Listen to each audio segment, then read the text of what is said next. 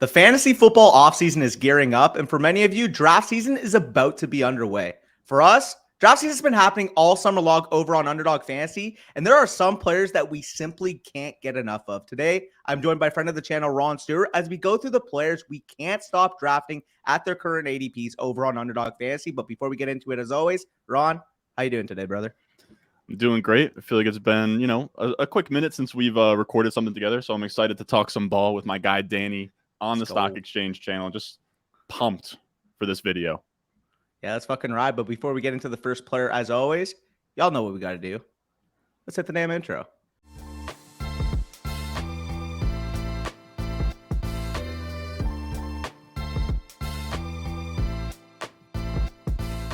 All right, so start it off with the first player of the 10 that I can't stop drafting.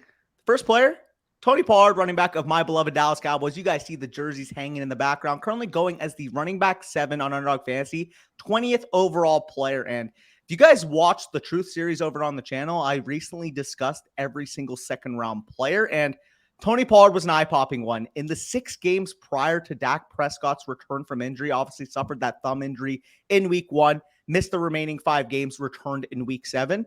In those 6 games, Tony Pollard only averaged 11.83 opportunities per game, 2.67 targets per game, and 9.68 PPR points per game. Very, very pedestrian numbers. But when Dak returned and when Tony Pollard finally phased out Ezekiel Elliott in this offense, we saw a legitimate league-winning level running back in this stretch. A player that was averaging 18.78 opportunities per game, 4.22 targets per game, which would equate to a 72 target pace across 17 games, on top of 20.99 PPR points per game. Again, legit league winning level numbers.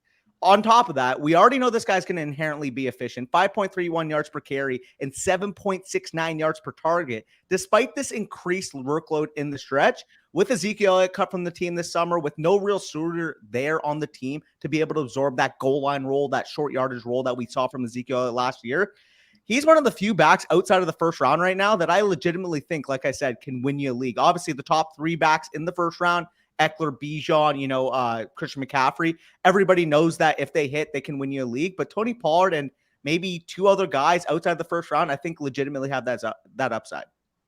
Yeah, I agree. I actually have Pollard at my 4th highest drafted running back right now, and he's my RB4 in my rankings. So I'm all over Pollard. I agree. Like, the offense is going to be good. I'm kind of coming around on this McCarthy offense. I know that we sort of went back and forth earlier in the offseason. It's like, man, this is kind of disgusting. But he's had some decent sort of offenses when he was in Green Bay. I don't think it's going to be as run heavy as people think, which is good for Pollard because we'll see a little bit more of a receiving ceiling. I don't think that he was going to get 300 carries anyways. But player I can't stop drafting.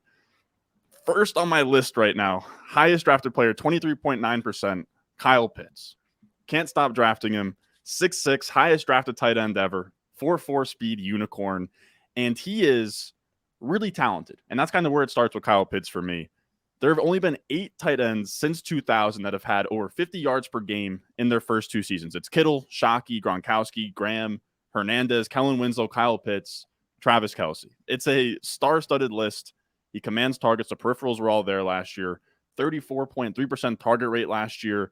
And the beauty is that, of course, the efficiency hasn't been there because of the touchdowns, but the efficiency, if the touchdowns come, is going to be great because he's catching these balls downfield, right? He had 13.1 yard ADOT, which was 2nd in the NFL. He had the most deep targets in the NFL last year among all tight ends, despite playing, 9 games last year. It's all lining up for him. I get the touchdowns are a big deal with Kyle Pitts. Touchdowns are sort of random, though, right? Like, he's a 6'6" player. Last year, he was on pace for just 8.5 red zone targets, which wasn't great. His rookie year, he had 15 red zone targets. So it's kind of all over the place. I wouldn't really lock in on the touchdowns here. I think this offense could be sneaky good as well with Arthur Smith. And Kyle Pitts, the biggest reason why I like him is he is going like 2 rounds after Drake London. And I like Drake London, right? Year 2 breakout, all of that. Their peripherals pretty similar.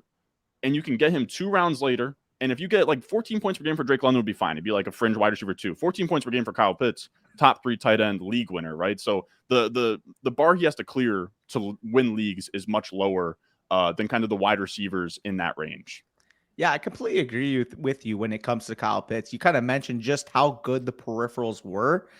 34.3% target rate, targets per route run on the team last year, 27.3% target share. Very similar, like you mentioned, to what Drake London was doing last year, except you're getting it at a more scarce position at tight end. The funniest stat that I find is that in the 10 games he played, he led the NFL, like you said, in deep targets, 13 deep targets in those 10 games, literally led the NFL, and had 541 unrealized air yards in 10 games, which also led all tight ends. It's remarkable just how inefficient Marcus Mariota was last year. It's remarkable how low the passing volume was because of how bad Marcus Mariota was. Them and the Bears were two of the least passing volume offenses in terms of just overall attempts that we've seen in the NFL in the recent modern era.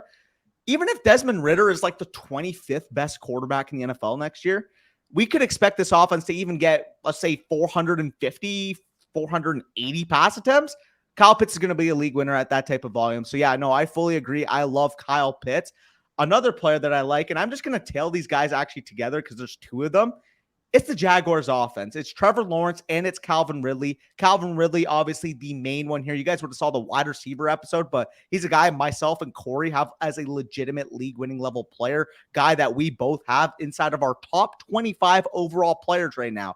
Very hot take, but he's currently going off the board as the wide receiver 16, 31st overall. Trevor Lawrence, quarterback 8, 66th overall. And I've already talked about in the wide receiver episode, but my belief really just stems on the fact that I think Calvin Ridley is still the elite talent that he showed in 2020. He's a wide receiver that showed the ability that he can command targets in the past.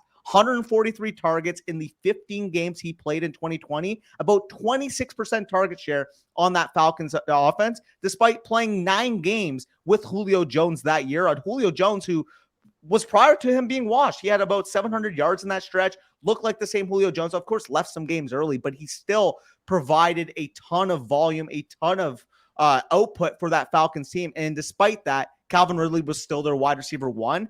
I just don't think he's gotten any worse at football, and he now lands in a potentially better situation in Jacksonville than he ever had in his entire Atlanta Falcons tenure. We've seen nothing to indicate that Calvin Ridley is any less of a talent, like I said, and I still think he holds that elite wide receiver 1 upside. And transitioning straight to Trevor Lawrence, because obviously that's a big tire here. My belief in Calvin Ridley is also going to stem on my belief with Trevor Lawrence as a quarterback. He's my dark horse for MVP. He's still that generational talent that he was heralded to be, the next Andrew Luck. Everybody called him going out in that 2021 draft. He improved tremendously in year 2. We saw obviously a down year 1, Urban Meyer. We know all the factors there. Year 2 comes out, balls out. He was the quarterback 8 in fantasy this past year. I think this is a unit that can take that Philadelphia Eagles level leap in terms of offensive efficiency this year. Only I expect that passing volume to be extremely high comparative to what we saw from the Eagles last year. It's a team that threw the ball about 580 times this past year with Trevor Lawrence and the Jags. I expect that number to be well within the 600s, adding a star wide receiver like Calvin Ridley. And this is a team that I think, like I said, can threaten for top 3 overall offense in the NFL. Trevor Lawrence can threaten for 35 plus passing touchdowns. That is in the range of outcomes. So if that's the case, I think both of these at their current ADPs, quarterback 8 for Trevor Lawrence, the last of the tier 2 type of quarterbacks, and Calvin Ridley, wide receiver 16, a guy that I think should be ranked close to the wide receiver 1 circles, are extreme values at this current point. Yeah, I agree. And I think right now is the best time to draft Calvin Ridley too, because he's still like, a mid to late third. I really do think like we are probably 2 more of these, like, let's see what Zay Jones looks like when he runs this route. And then let's compare it to Calvin Ridley videos away from being like a 3-1, 212, 211 type guy. So he's someone I've been scooping up as well. I might as well bang out 2 in a row here as well. I have wide receiver that I've been drafting a ton, Elijah Moore, who I think he's still the talent that we sort of hyped him up to be after his rookie year. Last year, he really wasn't terrible out the gate. He had 7 targets, 5 targets, 10 targets, and then Zach Wilson comes in week 4. Everything goes south. He curses out LaFleur. He holds out, and he doesn't fly to Denver. And then it was just an uphill battle from there. Like, he's in the doghouse. They're playing like Vincent or Jeff Smith over him in some routes. Like, he's running less routes than Denzel Mims. Like, it was a horrible misuse of his talent last year. It kind of reminds me of Ayuk, where Ayuk's second year was just so weird, and he came out last year, top 24 season. I know you love reception perception. Matt Harmon does great work, and he showed he tracked Elijah Moore last year. He was getting open, and he bested his rookie year scores. He had a 74th percentile versus man, 70th percentile versus press, and this is all while sort of playing like his unnatural position, right? Like, he had like a 90% plus slot percent in his college career.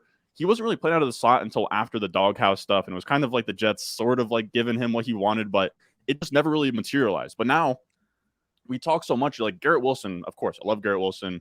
He is what, like the 201, 202 right now because, he goes from Zach Wilson to Aaron Rodgers. But I don't think that people are really factoring in like Elijah Moore is now going from a career of Zach Wilson to getting Deshaun Watson, who is like a top 5 most efficient quarterback of the last like 5 years. So he's in a great spot here. I kind of love this like vertical slot role he's going to play in this offense, right? He's going to probably the assumption is that he plays in 12 personnel, on the 2 wide receiver sets over probably Donovan Peoples-Jones, kicks into the slot. And we've sort of seen Deshaun Watson use that type of player where, like Will Fuller's been a downfield threat, Kiki QT out of the slot as well, which is like a little bit of a weird comp, but it's a good fit for him. I like what he's going to be in this offense. And last year we saw Stefanski kind of tip his hand where it was the most pass-heavy offense that he's ever called through his Vikings days, Cleveland days. I think they'll pass a lot more in this Cleveland Browns offense. So I am excited about Elijah Moore. Now, one more wide receiver I'll give you is Deebo Samuel.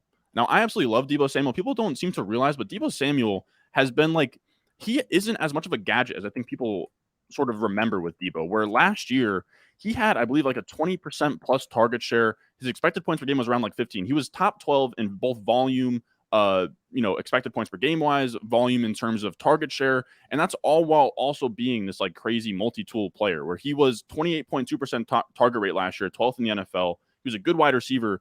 The efficiency just wasn't there. He had an awful year in efficiency. And the way that I view efficiency is, of course, it's not sticky year to year, but I think players flash their efficiency ceilings when they're really talented. And Deebo had one of the most efficient seasons of all time in 2021.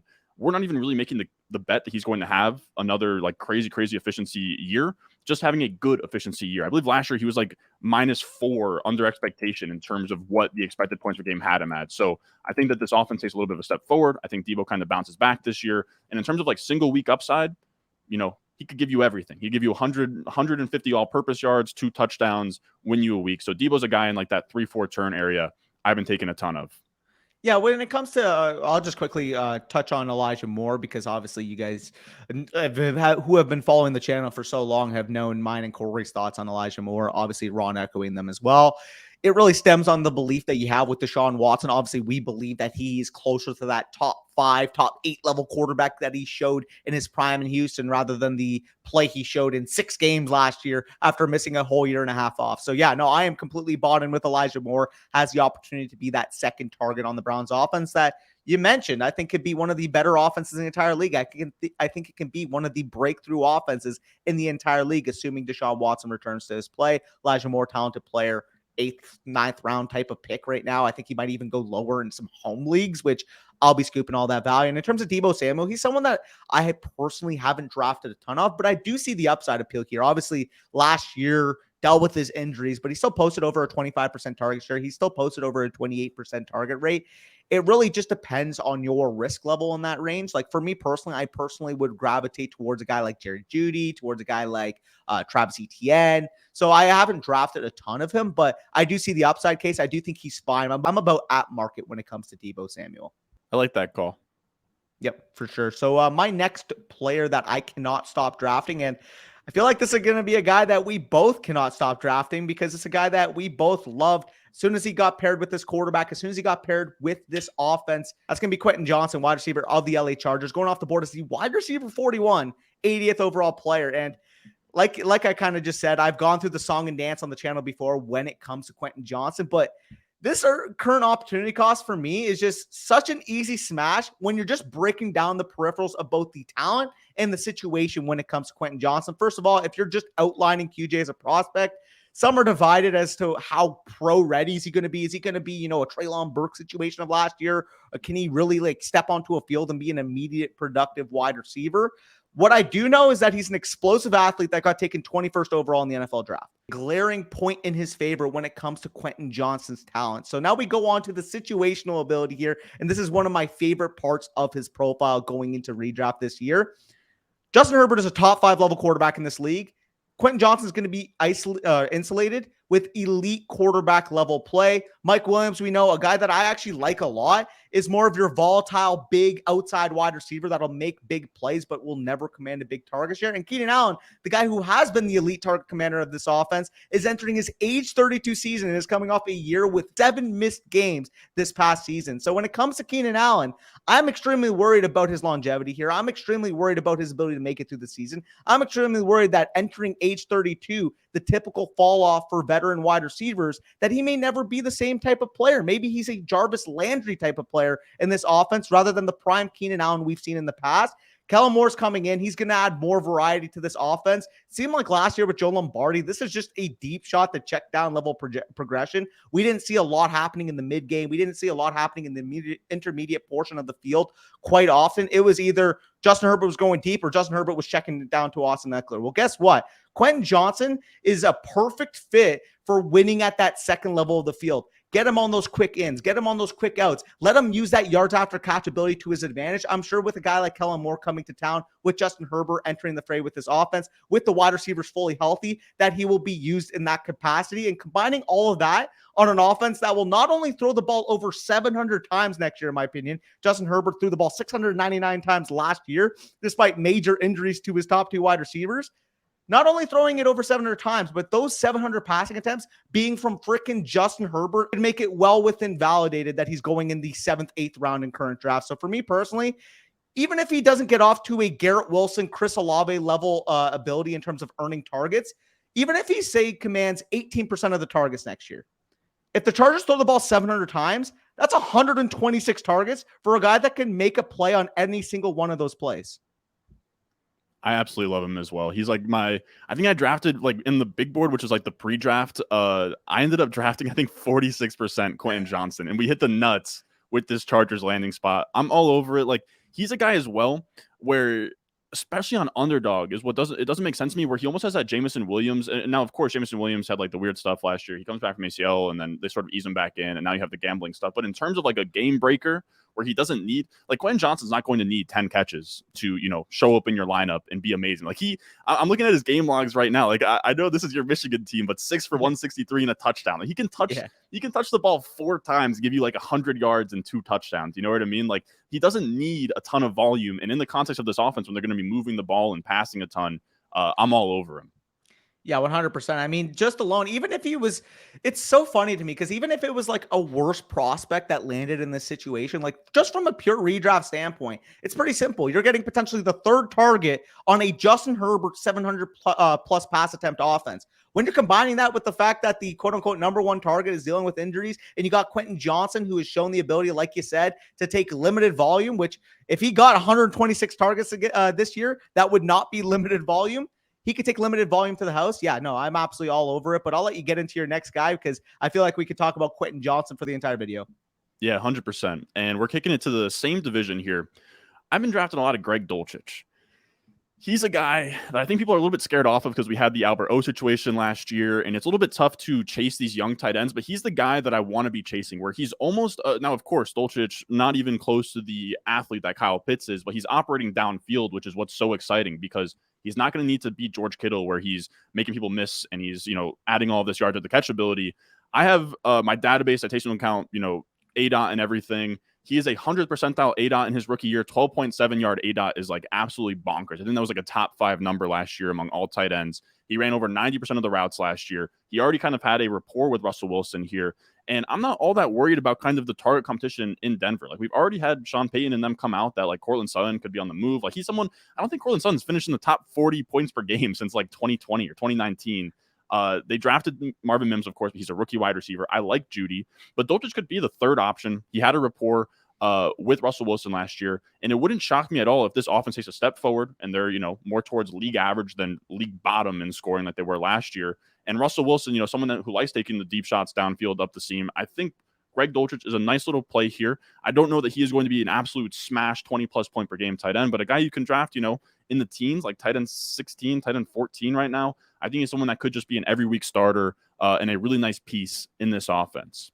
Yeah, I'm absolutely all in when it comes to Greg Dulcich. This is a guy who averaged about 5.5 targets per game last year in the 10 games he played. And we saw him get 12 deep targets in those games, which ranked third in the entire NFL. So when you think of Greg Dulcich, you think, he's a yards after catch guy. People might just characterize him as a plotter if they haven't seen him just because of his build. But this is a guy that earns targets down the field. And if Russell Wilson can unlock that level of efficiency we've seen from the past with Sean Payton coming in, I think Greg Dulcich, like you said, could be one of the consistent tight end one options in this year, maybe a mid tight end one. Basically, what we saw from Pat Freiermuth, how we developed last year, I feel like would be the blueprint for what we could potentially expect from Greg Dulcich. Only I feel like the Broncos' offensive ceiling this year is higher than what the Pittsburgh Steelers showed last year with a rookie quarterback with Kenny Pickett. So agree with you there. I am all in on Greg Dulcich as well. Another guy I'm all in on is going to be Elijah Mitchell, running back of the San Francisco 49ers. Currently going off the board as the RB41 on Underdog Fantasy ADP, 123rd overall player. And I think he's the easiest running back smash in the double-digit rounds that I have seen in a while. In terms of situation, we obviously know the elephant in the room here is that Christian McCaffrey's ahead of him on the depth chart, and if Christian McCaffrey's healthy, Christian McCaffrey is going to be the RB1 here, but everything else works in his favor. Play calling, run scheme, offensive line play, offensive prowess. This will be a team that can score points in bunches. On top of that, he has more of a standalone role than people realize. 43 opportunities and 245 yards from scrimmage, 2 touchdowns in the 4 games he played with CMC active as a 49er in the regular season. On top of in the 2 games he played with CMC healthy in the playoffs, 26 opportunities, 56 yards from scrimmage, and a touchdown in those 2 games. On top of, in the regular season, actually out-touching CMC in the red zone. 12 red zone touches to CMC's 11 in the games they both suited up in the regular season. Right now, you're getting Elijah Mitchell as an extremely affordable cost solely for the standalone value that I just outlined. But when you add his implied value, it's easy to see why he's easily one of the most valuable bench stashes in the entirety of fantasy football. We already know the case, the song and dance when it comes to CMC, not the most durable of backs, advanced age now, 27 years old, heavy workload under his belt. It's fair to question just how much he actually has, in my opinion, left in his tank. And if CMC were to miss any time, you have the opportunity to draft a player that can legitimately be a league winner, which he's already shown he can do so in the past. Extremely efficient runner on a good offense. This is a guy that in his rookie season put up 15 PPR points per game and 227 opportunities in the 11 games he played. So now he's going into year 3. Now he still has that level of talent. If CMC were to go down, this would be a guy that everybody would be ranking as an RB1 on a weekly basis. I think he's even someone that you can put in your lineup some weeks. They're going to be playing what? They're going to be playing the Seattle Seahawks twice a year, or not Cardinals. the Seahawks. I mean the Cardinals and the Rams. And the Rams, too bad. The division isn't as great as it was. The NFC is kind of weak right now. They're going to have leads into the fourth quarter where, you're going to end up at 12 carries in a 49ers offense. In my hero RB builds, I'll take it. He might fall in the end zone. We'll see. But I like a running back who used to go in that range, and now he's getting steamed up a little bit. I'm still drafting him, though. Antonio Gibson. And we're getting some early buzz right now on Antonio Gibson. I know we get this buzz every year. But J.D. McKissic finally gone. So the third down role is actually there. And apparently the report came out today, Underdog Fantasy. Antonio Gibson anticipates contributing in the J.D. McKissic role this season on third downs and end-of-half situations. And if he seizes that role where he is getting the long down and distance stuff, and he's getting the third down, the 2-minute drill, all of that, things get really exciting because we have Bieniemy here calling plays, and he doesn't really need you to be ultra talented to feed you in the receiving game when it comes to running backs, or just sort of this Andy Reid offense, this Bieniemy offense they've had the last couple of years. McKinnon had 56 catches last year. Before that, Darrell Williams had 47 catches in that prior year. Gibson had 46 catches last year. It was a career high. He should challenge for 50 plus, and he has the profile that we want, right? He's big, he's fast, he caught passes out of school, he played wide receiver in college. So I'm down to bet on him again, pretty much going at the cheapest price he's ever been in fantasy. He's going at the price that we were getting him last year when Brian Robinson was out snapping him early. We can get him pretty easy. He's been the RB28, RB17, RB16 in his career. You can get him in the RB30s right now. He's a really nice bet to make. He has a ton of efficiency upside, which is kind of what his athleticism looks like. And I kind of like betting on the uncertainty of this offense, where Bieniemy comes in here and the offense looks good, the entire offense gets elevated. If Sam Howell looks good, that can really bring up the entire offense. So I think there's a lot of room for profit with Gibson. Yeah, I completely agree when it comes to Antonio Gibson. He's a guy that I find myself drafting a ton of as well, simply because it kind of reminds me of the situation last year when people were debating between Damian Harris versus Ramondre Stevenson. If it's a cloudy backfield that we don't know who's going to emerge, give me the one with a 3-down skill set. I bet on Ramondre Stevenson all of last year. Obviously, it paid off in spades with him being an RB1 last year. I feel like I'm going to be making that same bet when it comes to Antonio Gibson. Like you mentioned, improved offense, Bieniemy coming in, potential stability at the quarterback situation if Sam Howell were to develop this upcoming year. Showed some good flashes at the end of the last year, especially against my beloved Dallas Cowboys in week 18. So yeah, I completely agree when it comes to Antonio Gibson. But either way, if you guys enjoyed this video and got some value from it, make sure you leave a like and subscribe down below. We appreciate Ron for coming on the channel. And while you're here, make sure you check out flockfantasy.com. Using the promo code FSC will get you guys 30% off your subscription to the site and complete access to everything we have going on at the site. All of mine and Corey's rankings, trade values charts, any study we do, priority access for future dynasty decisions, all of that fun stuff. And of course, as always, all the ADP from today's video is going to be coming from Underdog Fantasy. If you guys want to get some skin in the game, if you notice an interesting trend from today's video, some guys that obviously we can't stop drafting, you guys potentially want to get in on the action as well. 100% match back on first deposit up to $100 using promo code FSC. And if you guys do use promo code FSC, get full access to our redraft rankings manifesto and cheat sheet, which is already out, along with our weekly rankings when it comes to the 2023 season. Both of these codes are linked in the description as well. But with that being said, take care.